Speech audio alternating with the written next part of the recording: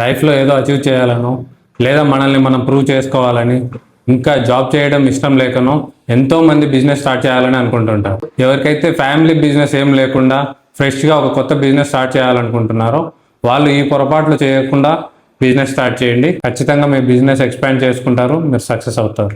కనీసం ఒక 6 months నుంచి 1 year వరకు కావాల్సిన ఇన్వెస్ట్మెంట్ బ్యాకప్తోనే బిజినెస్ స్టార్ట్ చేయండి. అది కూడా ఖచ్చితంగా మీరు ఎర్న్ చేసిన డబ్బులు, మీ సొంత డబ్బులు అయితేనే బెటర్. సో మీరు ఎప్పుడైతే లోన్స్ తీసుకుంటారో ఈఎంఐలకు కానీ లేదా బయట అప్పులు వడ్డీలకే మీకు వచ్చే లాభం అంతా వెళ్ళిపోతుంది. మీరు ఆ ప్రెషర్లో ఉన్నప్పుడు బిజినెస్ మీద కాన్సన్ట్రేట్ చేయలేరు. సో మీకు పార్ట్నర్షిప్తో బిజినెస్ చేయాలనుకుంటుంటే అది ఎవరిని పడితే వాళ్ళని బ్లైండ్గా నమ్మొద్దు.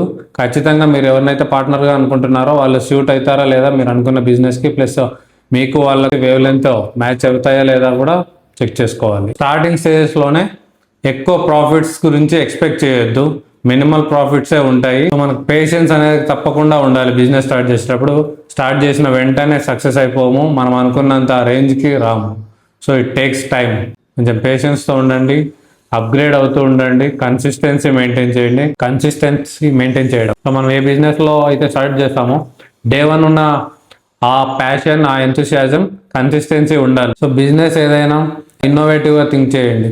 మీరు స్టార్ట్ చేసే బిజినెస్ కొన్ని ఇయర్స్ పాటు లేదా తరాల పాటు సస్టైన్ అయ్యేలా ఉండాలి.